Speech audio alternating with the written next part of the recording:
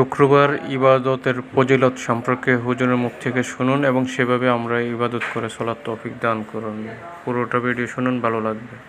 আল্লাহ তাআলা ৭০,০০০ ফেরেশতা নিয়োগ করবে, সারাদিন তারা আপনার জন্য মাগফিরাতের দোয়া করবে। আর ওই দিন ইন্তেকাল করলে আল্লাহ তাআলা শহীদ হিসেবে আপনাকে কিয়ামতের দিন দাঁড় করাবে। আবার সন্ধ্যাবেলায় যদি পড়েন, সারা রাতের জন্য ৭০,০০০ ফেরেশতা মাগফিরাতের দোয়া করবে। ওই রাতে মারা গেলে শাহাদাতের মৃত্যু নসিব হয়ে যাবে। আযকারুস সাবাহি ওয়াল মাসা, সকাল সন্ধ্যার যে জিকির, এই জিকিরের অন্তর্ভুক্ত করে নেবেন এই ওয়াজিফাটা।